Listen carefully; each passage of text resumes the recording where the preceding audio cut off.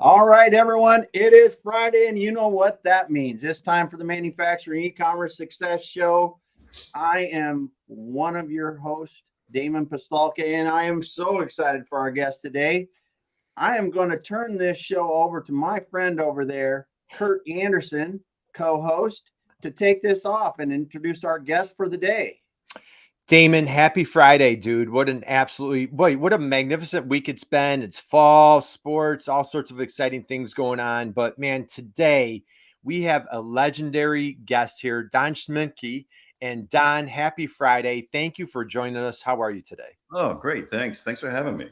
Absolutely. So Don, we have so much to cover. So yeah, guys, Whitney's here today. So if you're out there, please drop us a note, give a hello. You absolutely want to connect here. This is such a dynamic program that we're going to cover. So Don, if I read your entire resume and I'd be here all day, but MIT, John Hopkins, you've written multiple books. We have the Code of the Executive, High altitude leadership. You have coached, trained, and helped lead over 30,000 CEOs. So my first question for you today, Don, is as a young man growing up, I would say a young boy growing up, who was your hero growing up? Who on earth paved the path for this researcher to go like all in on leadership and entrepreneurship? Who was your hero as a little boy growing up? That's a good question. I was kind of geeky as a little boy. It probably would have been like Neil Armstrong or one of the astronauts. And I remember tracing flight paths around my globe at home to see where everything was before they, launched. But I don't know. It's a good question. There were a number of people that influenced me, but but then I almost dropped out of high school, so I'm probably not a good example to ask that question. Almost dropped out of that. So the guy that went Damon, I don't know if Don realizes, like he really, like somebody from MIT and John Hopkins, really shouldn't be on this program, But Don, was there a coach, family member, teacher? Was there somebody that really kind of paved the path that for you to go to undergrad and the education route that you took, there had to have been somebody in your path that really inspired you. Anybody that you want to share? Well, the police, actually. Good answer, man. So Sergeant Cooper, back in whatever year it was, thank goodness that he pulled you off the streets and got you on the right path. Is that what you're saying? Yeah.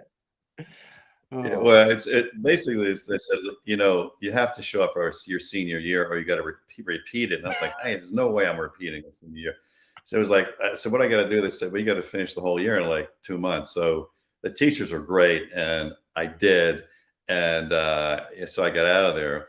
And then I was working at my uncle's gas station, and I noticed I was in rock bands. I mean, I was not a good role model. And I ended up noticing all the guys with the fancy cars had an education. Thought, I better get an education. So I went to a community college up the street. Right. And at that point, they didn't care whether I showed up or not. I mean, they had my money. So I started feeling accountable. But it was interesting. There were a couple people there that were retired from Cambridge. And one guy was an MIT professor. Another woman, she went to BU, her husband went to MIT. I don't know what MIT was. It was like a trade school. I mean, what is this? And they said, I must have been getting good grades or something. They said, you should apply because you're involved with all these different things. So I applied and I got in, so now I'm next thing I know, I'm in Cambridge. And then things just took off. They were so supportive because I could go into any area of research or learning. And I did. I mean, I bounced around at the early stages of AI. I had to work my way through school, and I ended up working on the Trident nuclear missile guidance system program over at Draper Labs. Automated the Harvard MIT biomedical lab. Majored in planetary physics. It was very disjointed. I have ADHD, so it explains a lot. And so I could connect all the dots and all these things in my head. Right. So it was really good. And that's when I started studying humans and how they start grouping. And I got really fascinated with that.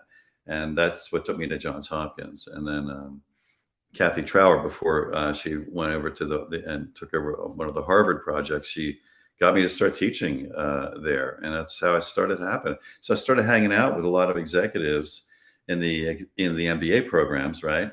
And they started complaining about, the failure rate of management theories. And they said, could this be biological? And I'm thinking, well, that's a great idea. So no one had ever asked this question before, right? So I started hanging out with anthropologists and evolutionary geneticists, and we started discovering why management theory fails, and created a whole new set of models that we started applying in companies. And next thing I know, I'm training 30,000 CEOs. So that's sort of the short story. That's the short story. All right. Well, hey, thank you. I like that though. Yeah. He just is just like, next thing you know, I'm training 30,000 CEOs. Yeah. No big deal. Just I'm in a rock band 1 minute. Next thing you know, I'm helping 30,000 CEOs. So Don, appreciate your modesty, your humility. Again, give a shout out to everybody here. Hey, Tom Herman's here today. Hey, Tom, happy Friday. Adam, our buddy Adam Baker. We got Whitney. Whitney says the police. You mean the rock band? So hey, might have been. So again, guys, bring your questions, drop your comments. You absolutely want to do yourself a favor, connect with Don here on LinkedIn. So Don, okay, so you community college, and you very modestly, you end up at MIT, go to Johns Hopkins, and you deem yourself, you're the rogue scientist and explorer on accelerating leadership performance. So take us a little bit deeper. So I understand, you're like, hey, I started studying human behavior. The MBA folks are kind of complaining. So you're like, hey, we might be onto something, but walk us, it's one thing to go from an idea, a bunch of guys hanging out at the bar or, wherever you were. How did you take that conversation and turn it into this illustrious career? Walk us through that. Yeah, when I started teaching at Hopkins in the graduate school, I got access to a lot of really different resources. So I was really privileged to just hang out with some brilliant minds. And we started toying around with some of these ideas.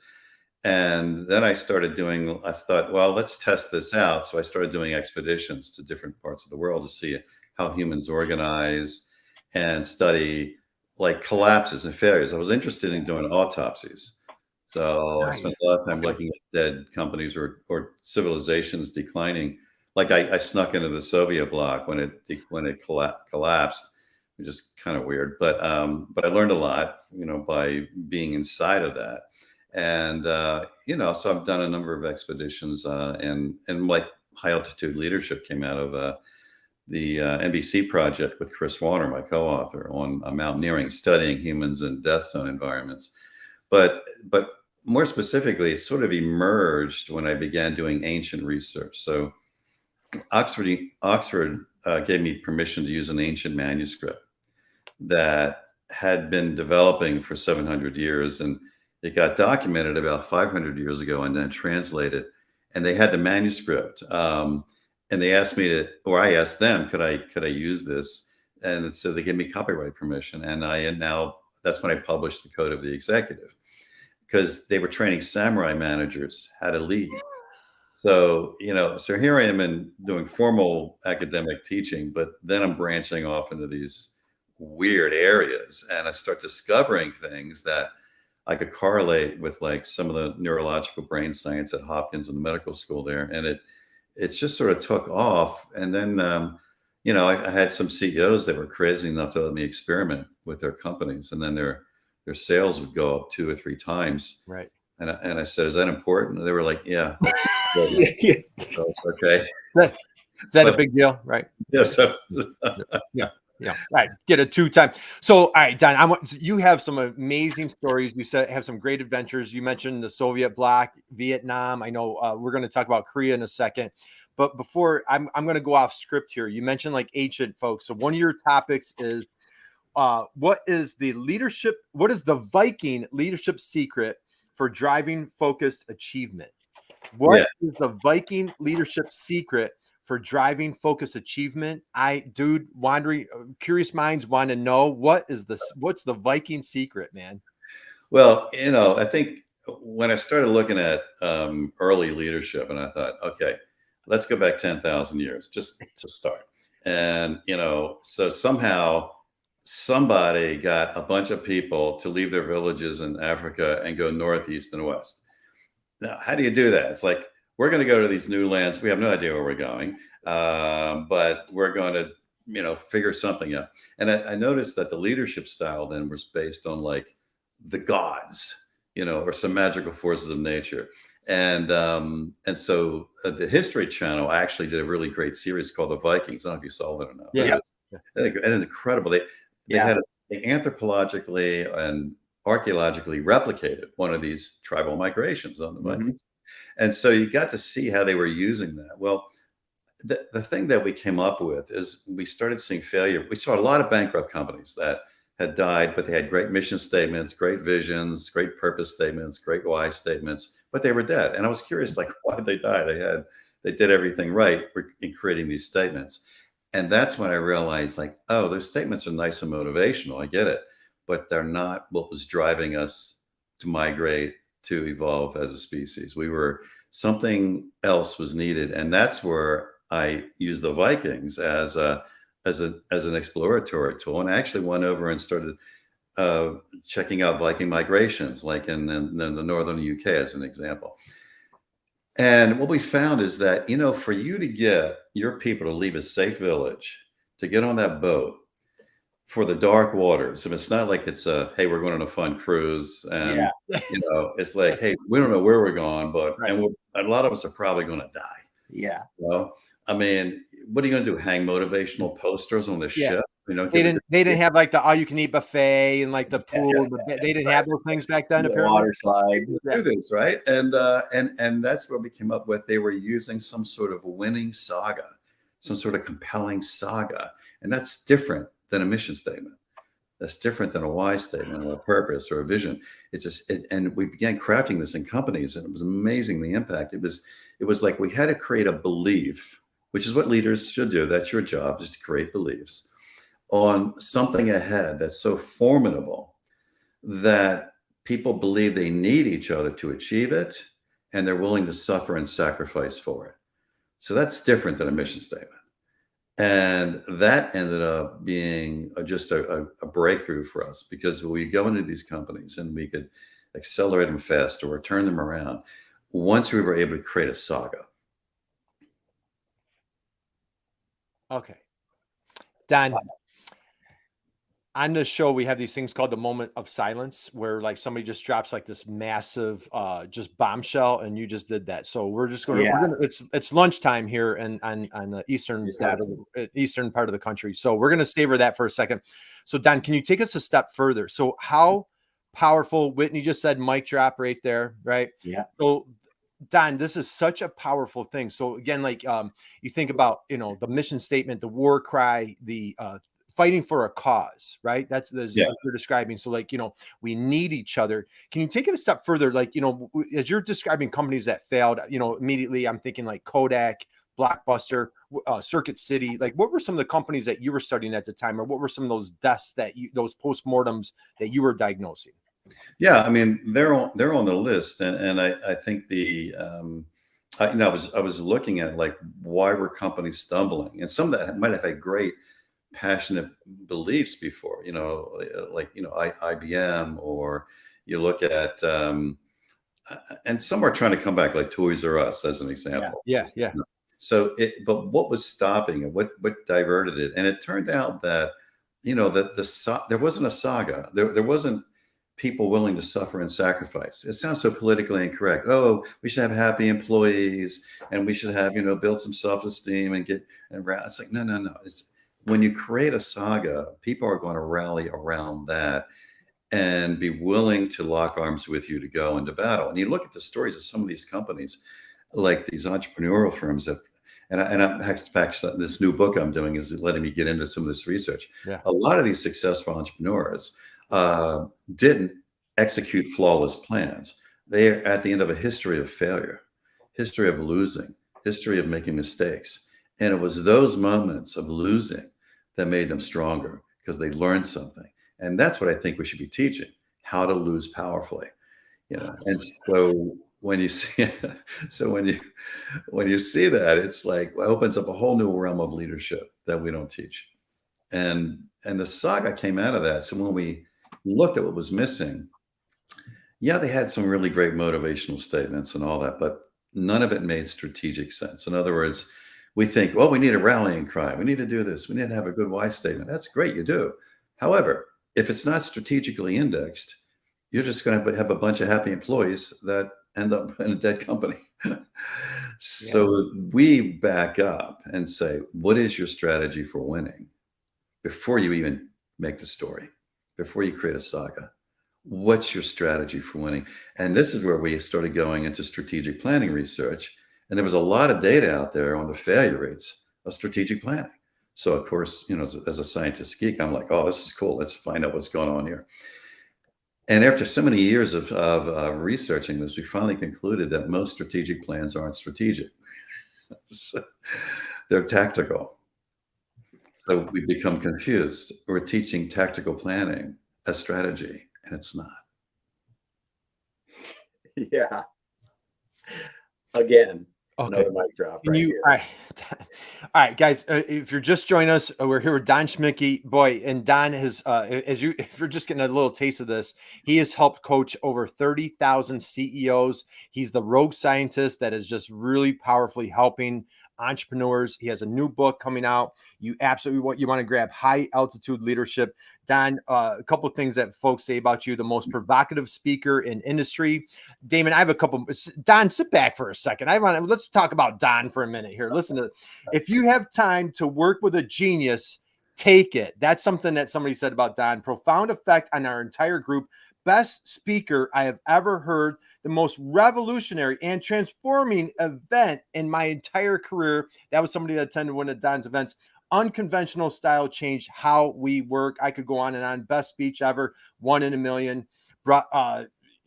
Anyway, Don, so you're a dynamo. Let's talk about your new book. I want to take another step further. I'm going to hang out with you guys more. You just you really bumped me up here. I'm getting feeling good about myself all of a sudden. Oh my God, are you kidding? I'm like, Damon, we should be paying him for this. So I'm going to tell you, Don, one of my friends, Chuck Cox, had heard you speak earlier this year or late last year. I can't remember. He said, you got to meet this guy. You got to meet this guy. And it was after we had talked before. And I was like, yeah, I know. Right.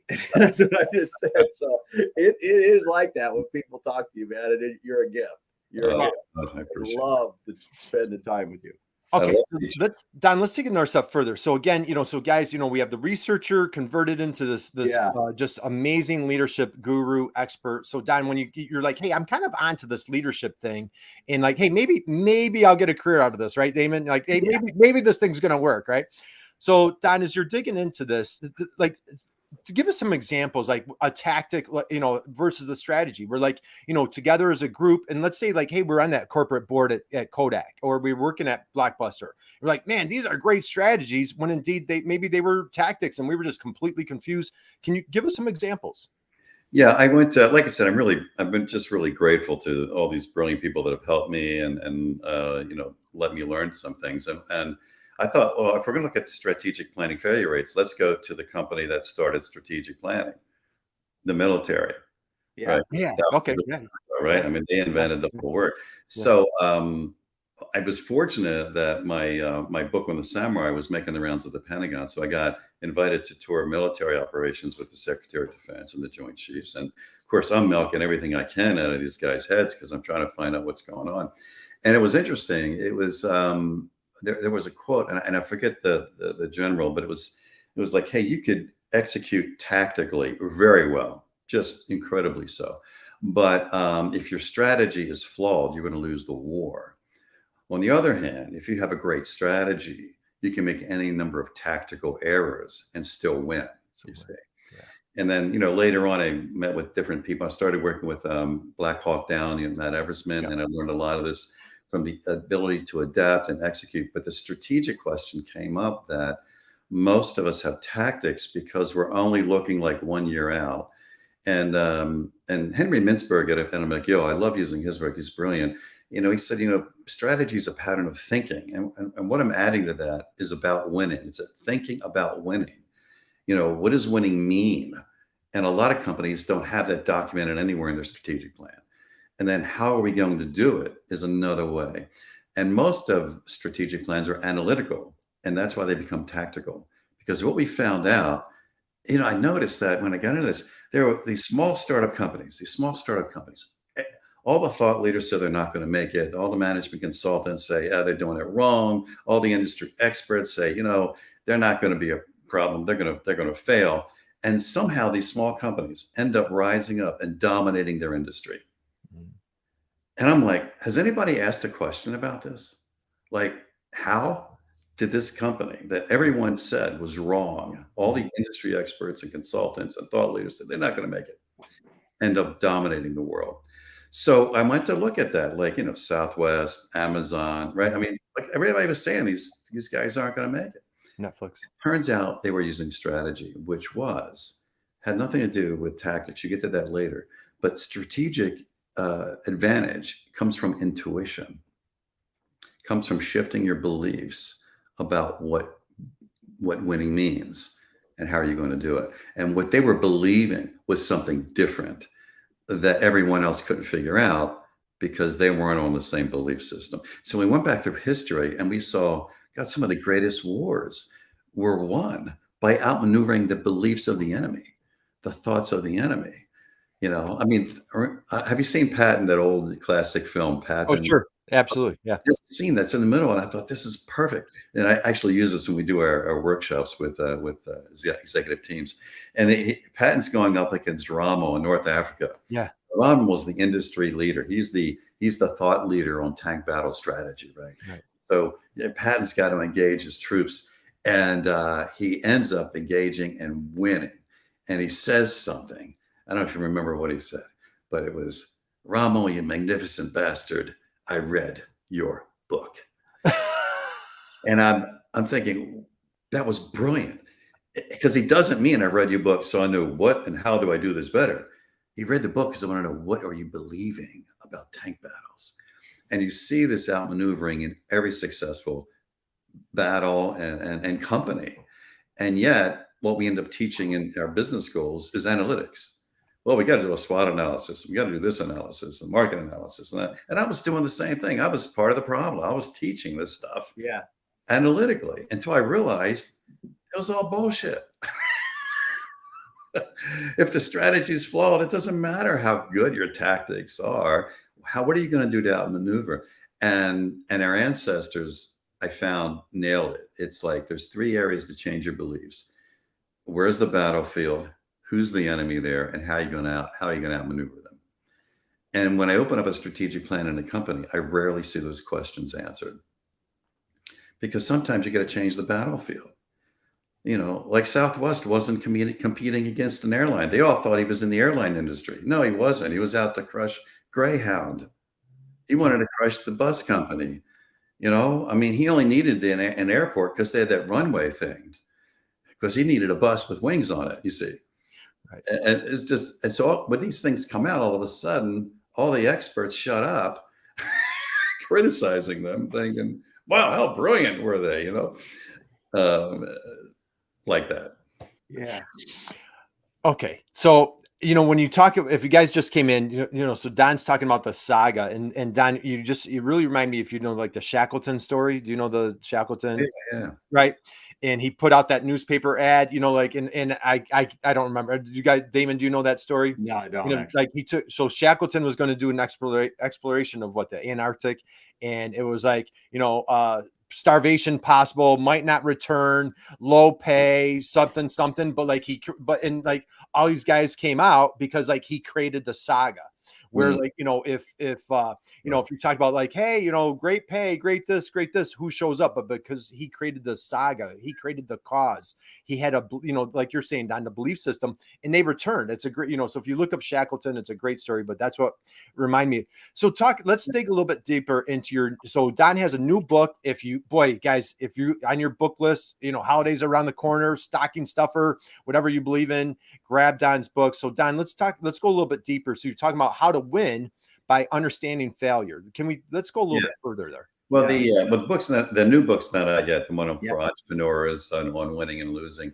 And we're still working that title. But what I think is interesting is that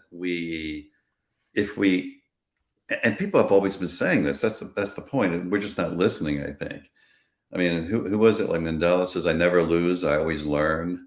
I was, Yeah. You know, and it's like, and you see this through these great leaders, and yet we're not teaching how to lose. You know, we're not teaching like, what do you do with that? Right.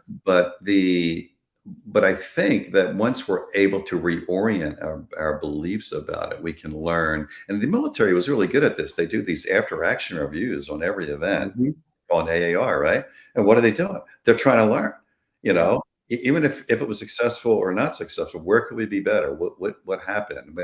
And but we don't teach orientation that way.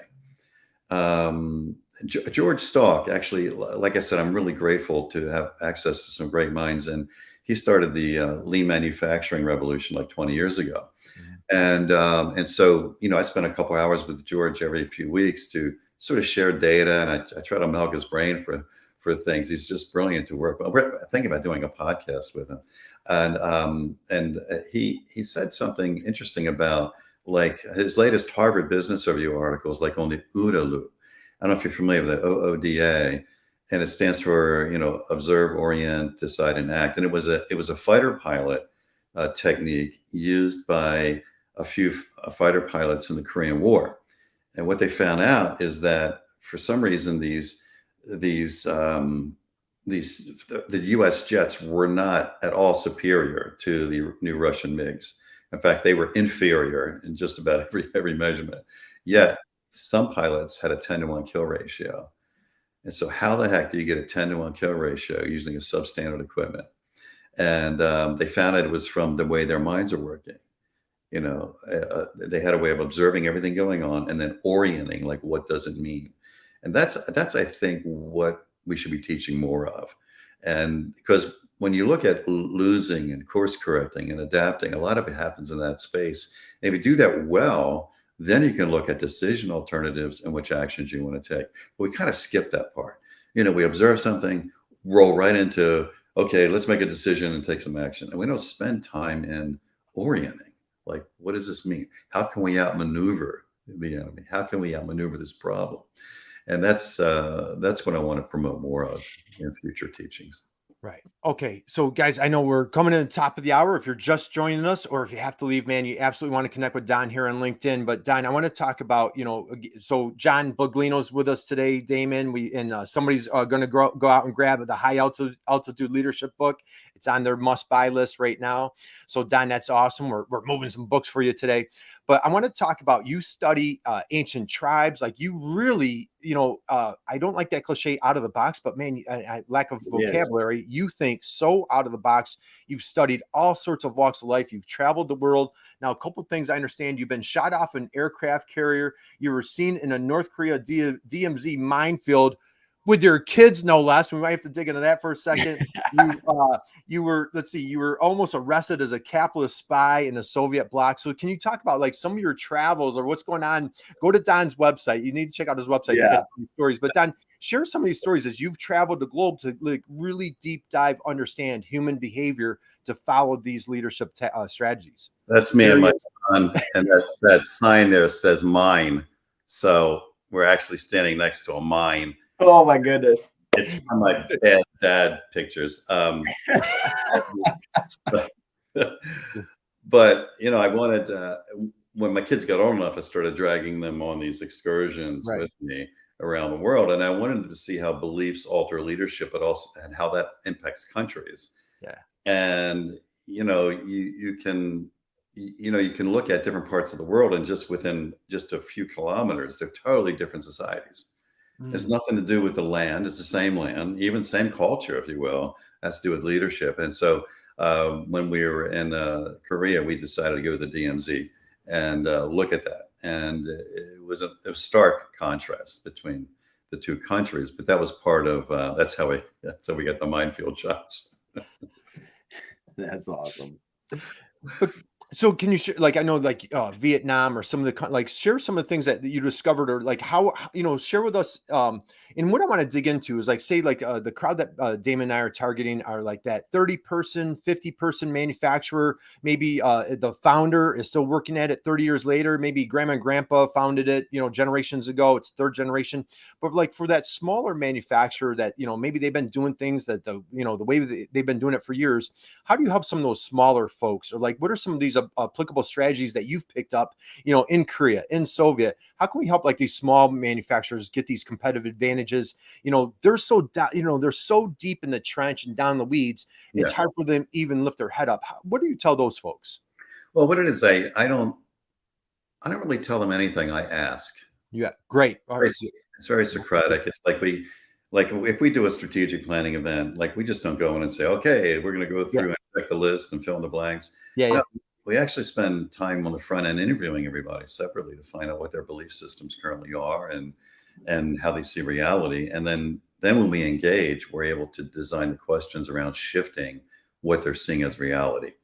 And we like to use those themes I mentioned earlier, like, where's your battlefield? I mean, why do you think that's what it is? And why do you segment your markets the way you think you're segmenting? And what business are you really in? And these are interesting questions. And in fact, I was just coaching a CEO earlier, and they were in the bank data analytics business, and they were going bankrupt. They were in 5 million in revenue. They're losing $500,000 that year. And when we took them through this, it was like, well, we're not really in data analytics. We're into customer intimacy. And that was the big shift. And then they realized, who else wants customer intimacy? Like everybody, every industry. So they lost all their banking clients, but they went from 5 million near bankruptcy to over 25 million, highly profitable. It was just a belief shift. We did no SWOT analysis. We just changed, like, what's the field that you're on? And when you do that, you're able to open up new questions around, okay, who are the threats there, or the enemies there on that new field? And we found out that when we studied the autopsies, most of the deaths were from arrows in the back, not in the front. They weren't seeing the other threats coming at them. They were focusing on their rivals. Right. And that may be a threat, but a lot of times it wasn't. And so, they couldn't shift. They couldn't. Like we had a home builder. Another example in Fort Myers, they were about 7 million in revenue, doing very well, but the whole industry was being stopped by China taking concrete out of the planet, and we couldn't get it. And their whole belief shift was around, geez, how do we fight China? They're stopping our growth. And in fact, I was doing the CEO's group the other day, and I remember he said, it was one of my VPs says, why don't we buy the ready mix plant? And I'm like, that's a stupid idea. We don't know that business. It's ridiculous.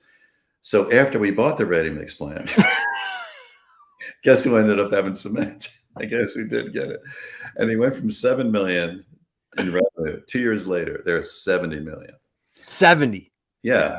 So it's like we tell people, look, if you want to grow your company 3 to 10 times in the next few years, you're going to have to think strategically. Right. Forget about the SWOT analysis for now. You can get to that later. But how are you going to outmaneuver? Right? How are you going to outthink the enemy? I love that. And you have a program, Why Strategic Planning Fails, and how why to ignore it and what to do about it. And you're kind of describing that here. So let's dig into that friendly fire. Okay. Do you find clients are, they're getting hit with that friendly fire, but just don't realize it? And next part of the question, when they do realize it, how do you fix it? How do you stop the friendly fire? Well, when you say friendly fire, what do you mean? You mean like when you were saying like a lot of the arrows, when you're describing like the arrows in their back, or like, that they're I took it that you're describing like self-inflicted wounds are a lot of the problems. Actually, it's things like, geez, we didn't know it would be globalization. We thought it was our rival over here, or we didn't know our biggest enemy is our customer. Yeah. The freaking bargaining power is so high. And a lot of the stuff started with the Michael Porter research like 30 years ago, which is, so you build on that. It's like, wow, maybe maybe our biggest enemies are suppliers. They've got us, cranked. I mean, there's all these other things that could be threats to you, and maybe it's not your rival. Right. And that's what we found is interesting, is that when people get that, it changes strategy. How do we win? Mm-hmm. What do we let go of? Why are we fighting battles we shouldn't be fighting? That's another thing we don't teach in our business schools, is the art of withdrawal from battle. We get stuck into these battles and we don't think about withdrawing. It's like, wait a minute. So every time I'm in an audience of CEOs, it's like, if some of you guys fighting battles you should be fighting. And then this one woman was like, oh my God, that just changed everything I'm going to do tomorrow. Well, yeah, I mean, just that one thing, right? They could be going headlong down the road and they're like, this is just killing us, sucking all of our resources for this. And you look at the other 3/4 of their business could be going really well, and just say, okay, we're switching that. We're not worrying about that. That's a battle we don't want to win. Right. So these are subtle belief shifts that for some companies are major and actually change their trajectory and their growth. And so that's what we're looking for. We're looking for that level of art. And it really is art, because analysis is so seductive. And in fact, in the climbing book we did, High Altitude Leadership, we have a chapter on tool seduction, because when Chris was pulling dead bodies off of mountains, frozen, they were clutching their tools, and I said, geez, Chris, dead companies are also clutching their tools, and why is it so seductive? And I think it's because the human species, we strive for safety because we want to be safe, right? I mean, that's how we survive. And analysis lets us be safe because we can understand and control the world. And that's what we try to do. Let's analyze this so we can understand and control it. Control makes us safe. So we get really seduced by our tools. However, the people that are out maneuvering everybody are operating from a different level of altering beliefs, which is purely art. And there is no textbooks. There's no fill in the blank programs. There's no equations. There's no formulas. It's like art it's dangerous. It's uncomfortable. It's like, how do we create this? And that's what we try to teach. We try to teach art. So when you have a small company that maybe say like the staff is on board, they're like, Don, we need your help desperately. Maybe the CEO just is a little bit resistant, or like, this is how we've always done it. How do you help folks? How do you convince them to buy into that new belief system? Well, by being part of the journey, and I think every leader needs to think of it this way, you get them to buy in by leading them to it. Yeah. And you don't do it by telling them, hey, here's our new belief system. No, that's put the poster on the wall and right. But it's having them discover these fundamental questions of what does winning mean? Why are we doing this? How do we do it? And you start uncovering the assumptions like, oh, we thought this was our battlefield, but no, it's over there. Or we thought this was entering. No, it's over here. And it's in that artful look at the world that you begin to come up with more powerful strategies. Right. And so they're buying in because they're part of the journey with you. Right. So, all right. So let's go here. I'm going to be mindful of your time. I know you're a super busy man. So, this, I don't know, Don, if you're aware, this little thing has been going on the past couple of years called COVID, and kind of disrupted the supply chain, workforce, all that. What do you, and boy, you've been traveling for the past year, year and a half, you said, doing a lot. You do a ton of speaking engagements, again, promoting your book, promoting your helping 30,000 CEOs. Yeah. What tips and advice do you have folks, kind of surviving COVID, the supply chain, labor shortage, the quiet quitting? What are you kind of hearing word on the street right now? Well, it's interesting. There was a lot of issue around remoteness, and so I get questions like, well, wait a minute, how do I put a saga in place and have them follow me when everybody's distributed and it's remote? And I'm like, just follow what people have been doing for thousands of years. The massive armies of the world are distributed and there's still one army, or look at the churches or religious movement. They're distributed, but they're all, they're together. And that's where we start teaching about how to alter human grouping beyond being localized with each other. And it turns out that it's what we don't teach in our business schools around culture change programs, which leads to the high failure rate, is humans like to group. And if you trigger grouping instincts, you got an edge. And the best way to do that is, what are the tribe's symbols? What's the tribe's rituals? And what's the tribe's magic? Those magic moments in the mythologies. And when we go into companies and we start altering symbols and rituals and magic, everything starts coming together. So even these remote, COVID-based operations can still be as one.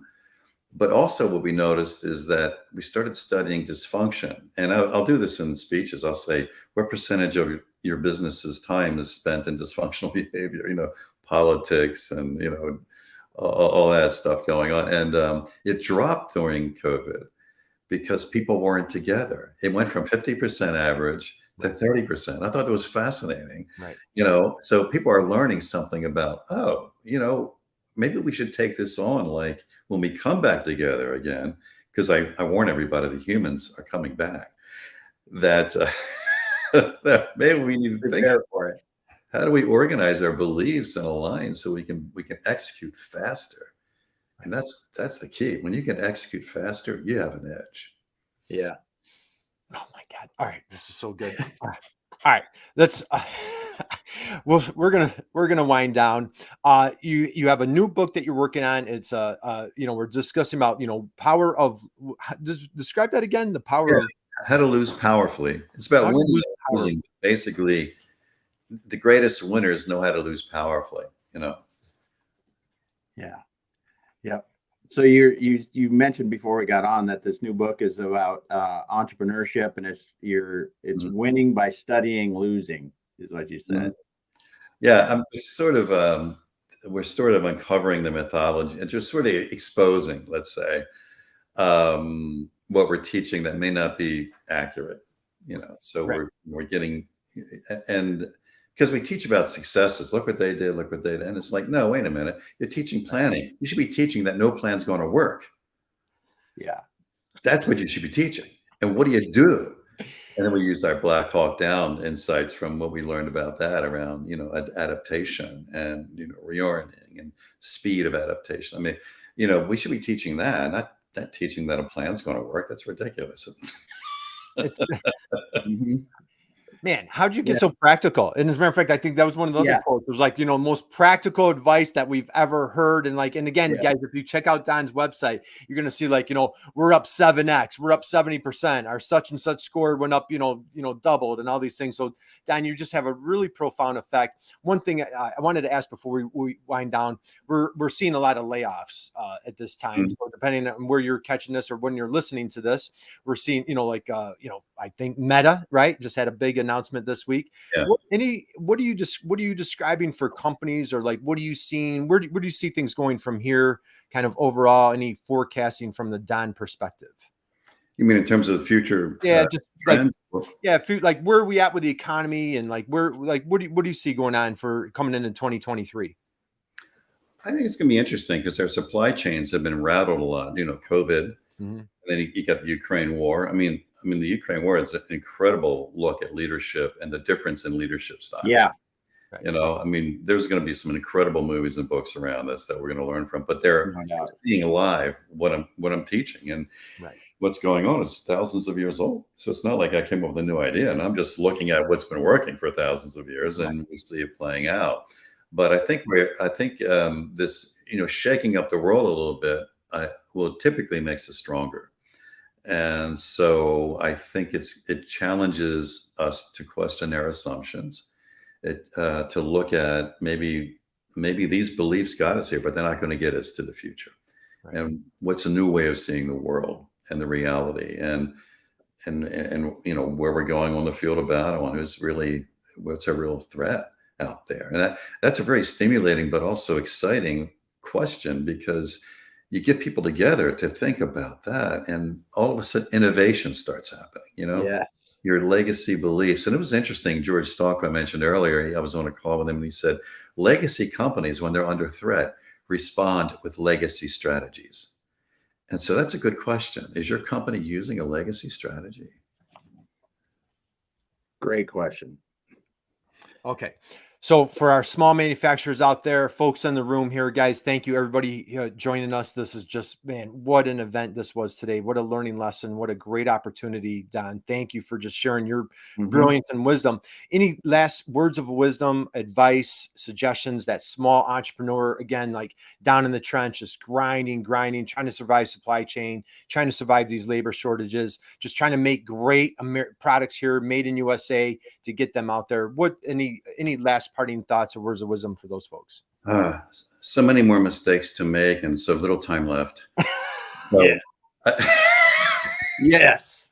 I mean, use those mistakes as learnings. Just follow the greatest ones. They knew how to turn it around. They learned from it. And yeah, don't be, I mean, you're going to feel bad at the time, but pick yourself up. Great samurai quote, like 7 times down, 8 times up. Keep getting up. Keep getting up. Keep getting up. Man, drop the mic on that. Don, I could talk to you the other day. Southwest, what are a couple of your other stalwarts? What are a couple of your other just companies that you feel fit your perfect model of leadership success? Anybody else that you want to share? Well, it's hard to say perfection because those great company lists change every 18 months. Yeah, Yes, I know. They do. Who's fresh right now? Who's fresh in mind right now? But I think what's happening is I'm interested to see where Amazon goes on this retail thing and how we're going to start seeing our connections with each other in different ways.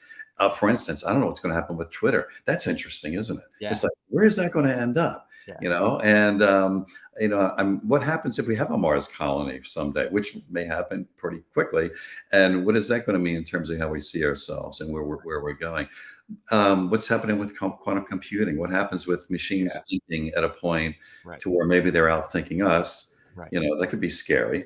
So there's things emerging that I'm paying attention to see what does this mean for us in the future. Some of the greatest companies haven't been born yet. Many of the greatest companies are yet to be born. Absolutely. Guys, you got to go to Don's website, man. I like, this was just Don. Thank you. You're welcome. Thanks for having me. So much fun talking with you. Don speaks to hundreds, thousands over his career. Don probably hundreds of millions. I don't know how many people you spoke to over the years, right? Geez, yeah, tens of thousands. And for you to share your time with us, what an absolute honor and privilege. This was just such a great learning opportunity. Everybody, thank you for joining us today. Thank you, Don. Did you see some of these comments? Tom says, what a fascinating conversation. Guys are thanking, so Don, thank you for joining us today, man. Thanks for having me. I've had a ball with you guys. I get going for hours more. So your energy, I love you. I just love it. You guys are great. Okay. Awesome. My last question, I promise. My last question. So Don, I kicked. He's like Columbo, isn't he? I kicked things off. I kicked things off with who is your hero? Here's the last question that we have for you. Today, 2022, talk about your boys, taking them to Korea. You've been all over the world, all over the country. A lot of things are changing, shifting. Moving into 2023, where you're at with your career, you're speaking all over the place. You have a new book on the horizon. Who or what is inspiring you today? Who or what is your inspiration today? I think what's emerging is our new way of having community with each other. Community. I'm looking at experimenting with that because we're not limited by time and space anymore. And what are we going to do about being a community? And so I'm interested to see how these new tribal patterns evolve when we're not limited by time and space. Yeah. Okay. Everybody, just savor that moment. Whitney says, John Baglino says, this was amazing. Whitney says, thank you, Don, for sharing your perspective. Such a fascinating conversation. So, all right, guys, we're going to part on this and just, boy, please replay this. Don, if you came in late, you got to go back and catch the beginning. Go to Don's website. You want to catch, he has a bunch of videos on his website of previous speeches. He's been doing this for, talk about legacy. Don has built a legacy on helping folks with leadership. He's a humble, modest guy, but boy, he is absolutely, what a gift you are, Don. So, Don, thank you. I want to wish everybody an amazing, safe, incredible weekend. And just like Don was here today, Damon, what do we like to share? Be someone's inspiration. Just go out there, be someone's inspiration, make change your belief system, dude. That's like the mic drop there. Damon, take it away, man. All right. Well, I just want to thank Don once again. And man, I just get excited every time that we can get on and just listen to you talk, man. Thanks so much. Appreciate it from the bottom of my heart. Everyone that's listening today, hey, tell your friends, have them go back, listen to this from the beginning, get on Don's website. I'm going to make sure it's in the comments too. I think I got to get it in the comments. Buy the books and look for that new book coming out in a couple months here from Don. Man, Kurt, you heard it here first, right? We got like sneak preview from Don we on did. his book. So guys, you heard it here first. Be following Don when his book comes out. You want to be in line, be the first one to get that book. So yep. Thank you guys. Thank you. Don, thanks everyone. We'll be back again next week.